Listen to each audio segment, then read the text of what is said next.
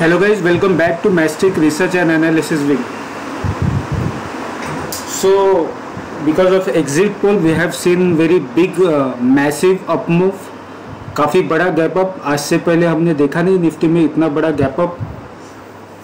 Yes, Nifty bank में हमने 1500-2000 point का गैप अप गैप डाउन कई बार देखा हुआ है, बट निफ्टी में ये फर्स्ट टाइम है कि 3.5% के आसपास गैप अप ओपन हुई और एक मैसिव ओपनिंग होने के बाद हमें ज़्यादा मौके तो नहीं मिले कि मार्केट में काम करना पड़े, because there were no technical reasons to go into trade. बस मोमेंटम के बेस पे जिसने ट्रेड किया होगा उन्होंने थोड़ा बहुत प्रॉफिट किया होगा, but overall today was not the day for trading. अब सबसे पहले हम लोग ये समझ लेते कि हुआ क्या है. ये है इंडिया विक्स. तो इंडिया विक्स में जैसे कि आप देख रहे हो कि फर्स्ट मिनट में ही, पहले ही मिनट में अगर फ्राइडे की क्लोजिंग थी 24.60 के आसपास, तो एक ही मिनट में ड्रॉप करके उसका प्राइस नीचे लाया गया 20.03 के आसपास, 20.30, राइट. मतलब 18 to 20% ड्रॉप हुआ. अब ये 18 to 20% ड्रॉप हुआ तो इसका इम्पैक्ट प्रीमियम के ऊपर क्या हुआ, पहले हम लोग पूरा साइकिल समझ लेते हैं. एक तो एक मिनट में इतना नीचे आ गया, राइट. उसके बाद क्या हुआ, मार्केट ने क्या किया, क्लोजिंग कहाँ पर दी, विक्स ने 21.19, मतलब नीचे लगभग 18 के आसपास. अगर आप आज का लो देखोगे 18 के आसपास आके 3 पॉइंट ऊपर, मतलब 7-8% की रिकवरी की. अब ये क्यों की गई है ये हम लोग समझने की कोशिश करते हैं. ये जो 3 पॉइंट्स की लगभग रिकवरी है, 2.5-3 पॉइंट्स की, जिसका हम लोग 6 to 7% कंसिडर करते हैं, ये रिकवरी होने का रीज़न और लॉजिक मैं आपको समझाने की कोशिश करता हूँ.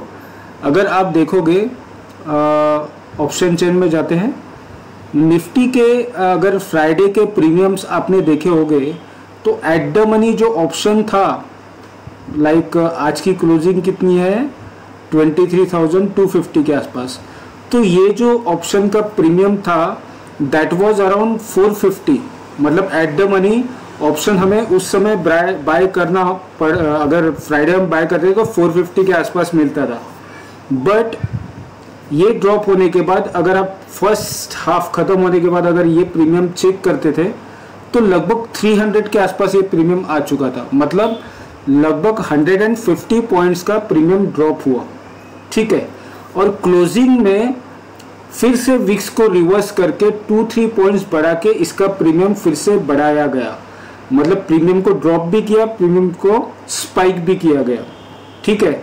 अगर हम लोग निफ्टी बैंक के एट द मनी ऑप्शंस देखते हैं, अगर आप फ्राइडे जाके अगर चेक करोगे इसके प्रीमियम्स, तो आज की जो क्लोजिंग है वो अराउंड 51,000 के आसपास है, राइट. तो 51,000 का जो कॉल का प्रीमियम है दैट इज 885, ठीक है. और इसका प्रीमियम फ्राइडे को हमें मिल रहा था लगभग 1200 रुपीज़ के आसपास, ठीक है. और ये प्रीमियम एंडिंग में स्पाइक हुआ है, मतलब ये प्रीमियम 650-700 के आसपास हमें मिल रहा था फर्स्ट हाफ में, और 200 पॉइंट का प्रीमियम लास्ट में स्पाइक हुआ बिकॉज विक्स को फिर से ऊपर लेके गए ये लोग. अब कल क्या होगा, कल होगा ये कि जैसे ये फर्स्ट कैंडल आपने देखी इतनी बड़ी जिसमें 18 to 20% विक्स ड्रॉप हुआ है, उसी तरीके से कल भी होगा. या तो मॉर्निंग, अर्ली मॉर्निंग में होगा या फिर पूरे दिन में इसको इतना ही नीचे लेके आया जाएगा, राइट. अब 21 आज का प्राइस है विक्स का, so it should come near by 15 या फिर 15 के नीचे भी कल आ सकता है. जब ये विक्स 15 के नीचे आएगा तो यही ऑप्शंस जो आपको 885 में दिख रहे हैं, ये आपको 500, 450-500 रुपये के बीच में या फिर उससे भी कम प्राइस में मिल सकते हैं. And that will be the time where you have to initiate your trade. आज हमारा प्लान था, विक्स अच्छा खासा नीचे आया था तो हमने सोचा था कि एक ट्रेड लेंगे ज़रूर, बट बाद में प्रीमियम जैसे स्पाइक होना शुरू हो गया फिर से, तो हमने प्लान ड्रॉप कर दिया. अदरवाइज वी वर प्लानिंग कि इंट्राडे में एक ट्रेड ले लें या फिर क्लोजिंग में BTST लेके जाए, बट BTST लेके जाने का कोई लॉजिक ही नहीं है। दूसरी इंपॉर्टेंट चीज़, अगर आप निफ्टी बैंक की क्लोजिंग देख रहे हो जो 51,000 के आसपास है, यहाँ पर अगर कॉल राइटिंग आप देखोगे तो 19.2 लाख है, उसके अपोजिट पुट राइटिंग है 7.4, राइट, 7.4 लाख। तो इसके कंपैरिजन में ये call writing is more than almost 3 times more. तो लॉजिकली देखा जाए तो ये बहुत बड़ा रेसिस्टेंस है निफ्टी बैंक के लिए, बावजूद उसके 51,000 क्रॉस हुआ। So it is like created great to initiate your calls. तो कल क्या पॉसिबिलिटी है, कल अगर प्रीमियम ड्रॉप होगा या तो मार्केट फ्लैट ओपन किया जाएगा या फिर थोड़ा बहुत गैप डाउन भी ओपन हो सकता है। आई एम नॉट क्लेमिंग कि गैप डाउन ही ओपन होगा, लेकिन अगर गैप अप ओपन हो भी गया 300-400 पॉइंट तो भी ये प्रीमियम डिके होना तय है। तो आज अगर कोई लॉन्ग लेके गया या फिर पुट में भी ट्रेड, अगर कॉल में नहीं पुट में भी अगर कोई पोजीशन लेके गया, बावजूद उसके there are very less chances कि आपको कुछ भी प्रॉफिट करने का मौका मिलेगा, बिकॉज मार्केट चाहे ऊपर जाए या नीचे जाए प्रीमियम पहले ड्रॉप होगा, right. And that is the reason कि कोई भी हेज की पोजीशन भी आज नहीं बनती थी और कोई भी लॉन्ग या शॉर्ट की पोजीशन नहीं बन सकती थी। पोजीशन अगर कुछ बन सकती थी तो OTM स्ट्राइक प्राइस CP को अगर आप सेल करके लेके जाओ तो ही चांसेस है कि कल आप मॉर्निंग में कमाओ, जिसके लिए मार्जिन ज़्यादा लगती है, राइट। निफ्टी का भी वही हाल है। अगर निफ्टी का मैं सपोर्ट देखूँ तो लॉजिकली एक निफ्टी ने एक अच्छा खासा गैप बनाया, तो निफ्टी का जो support we can consider as per the position sizing, तो 17.4 लाख का यहाँ पर पुट राइटिंग है और 8.8 लाख का यहाँ पर कॉल राइटिंग है, मतलब कॉल राइटिंग से डबल ये हो गया, राइट। तो 22,800 का सपोर्ट है। उसके बाद अगर ऊपर आप देखोगे तो कोई खास सपोर्ट नजर नहीं आएगा। इवन 23,000 के आसपास आप देखोगे तो कॉल राइटिंग आपको दिख रही है 45.7 लाख और 28 लाख। तो 45 लाख .7 जो कॉल राइटिंग है वो रेसिस्टेंस है बहुत बड़ा स्ट्रॉन्ग, बावजूद उसके निफ्टी 260 के आसपास ओपन हुई। तो ये सिचुएशन होने के वजह से हमें डाउट हुआ कि मार्केट में ऐसा कुछ तो गड़बड़ होगा जिसमें लॉन्ग पोजीशन और इवन शॉर्ट पोजीशन ट्रैप होने वाली है कल सुबह, राइट। अब अगर हम लोग PCR डेटा देखें तो PCR डाटा से आपको और भी क्लियरिटी आएगी। यू विल सी कि पुट राइटिंग से ज़्यादा कॉल राइटिंग है, मतलब यहाँ पर रेसिस्टेंस है strong. Even you can see over here there are big resistance. Put writing से ज़्यादा कॉल राइटिंग है। रेड कैंडल कॉल राइटिंग की होती है और ग्रीन पुट राइटिंग की होती है। तो ओवरऑल देखा जाए तो पोजीशन शॉर्ट की ही बनी हुई है मार्केट में, राइट। अब अगर हम लोग निफ्टी बैंक को देखें तो निफ्टी बैंक में भी वही सीन है। और अगर आपने PCR देखा होगा निफ्टी का तो 0.80 और बैंक निफ्टी का तो कम्प्लीटली बेरिश हो चुका है। PCR 0.72, 0.75 के नीचे हम लोग बेरिश कंसिडर करते हैं as per PCR data, but closing upside हुई है।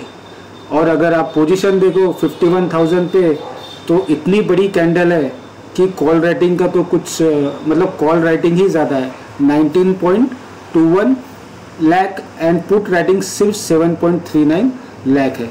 तो यहाँ पे पोजीशन ट्रैप होने के पूरे चांसेस है कल मॉर्निंग में। That is why we actually avoided taking any position on bullish और बेरिश साइड, क्योंकि हमें चाहिए प्रीमियम सस्ता। प्रीमियम जब रिजनेबल होगा 400 to 550 के बीच में प्रीमियम होगा एट द मनी का या इन द मनी का, तो ही हमें पोजीशन लेने का कोई लॉजिक है, राइट। अब अगर निफ्टी को हम देखें तो जैसे कि मैंने आपको कहा कि बहुत बड़ा गैप निफ्टी में हमें आज देखने को मिला।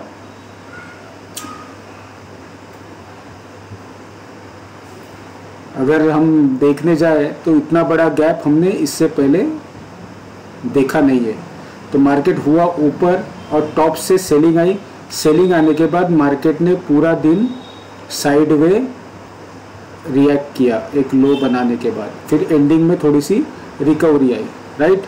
अब ये गैप जो है इसको तो फिल मार्केट ने करना है। अब ये गैप कल फिल होती है या फिर परसों होती है या 4 दिन 10 दिन बाद होती है, बट एक चीज़ तय है, ये गैप को फिल तो होना ही है। तो ये एक निगेटिव पॉइंट है जिस वजह से पोजीशन, क्योंकि जितना बड़ा गैप अप हुआ है उतना बड़ा गैप डाउन होना भी इम्पॉसिबल नहीं है। तो अगर गैप डाउन हुआ इसके नीचे कहीं अगर मार्केट खुला 23,000 के नीचे, तो काफ़ी हैवी सेलिंग होकर मार्केट यहाँ कहीं आकर के कम से कम 22,750 के आसपास सपोर्ट लेकर के यहाँ से फिर से ऊपर जा सकता है। तो these are were risk we avoided taking any position in the market. और निफ्टी बैंक में भी देखोगे तो इतना बड़ा गैप है, ये गैप को मार्केट को फिल करना ही होगा। और जब ये फिल होगा, कल होगा या 4 दिन बाद होगा, तो ये लेवल अगर निफ्टी बैंक का देखो तो निफ्टी बैंक का जो सपोर्ट है वो 49,300 400 के आसपास है। तो एक बार ये लेवल टेस्ट करने मार्केट आएगा ज़रूर। अब ये कल आता है या परसों आता है, देयर इज़ नो क्लियरिटी। तो this is the overall scenario, we have avoided trading. और अगर FII का देखें हम लोग, तो आज FII ने बाइंग की है 23,451 करोड़ की और DII ने 22,651 करोड़ की। और सेलिंग रेशो देखोगे तो यार 20,737 करोड़ के स्टॉक सेल किए हैं और यहाँ पर 16,600 करोड़ के स्टॉक सेल किए। अगर अब आपको लगेगा कि FII ने इतनी बड़ी मैसिव बाइंग की हुई है तो it is very good news, but I should consider कि इट इज़ 50-50, बिकॉज रीज़न है इसके पीछे। FII क्या है कि FII पुट और कॉल में भी पोजीशन बनाता है, फ्यूचर्स में भी शॉर्ट की पोजीशन और लॉन्ग की पोजीशन बनाता है, स्टॉक्स में भी बनाता है।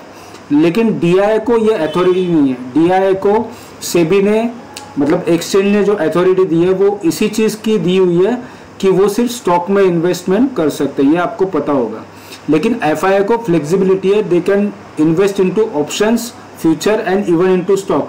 तो देयर आर चांसेस कि अगर उनकी कोई पुट की पोजीशन शॉर्ट थी तो वो आज कवर हुई होंगी, इसलिए बाइंग का जो फिगर है वो बड़ा दिख रहा होगा। मैं ये नहीं कह रहा हूँ कि उन्होंने बाइंग नहीं की होगी, बट ये जो 6,850 करोड़ की जो बाइंग है वो पूरी की पूरी बाइंग है, ये हम लोग नहीं कह सकते।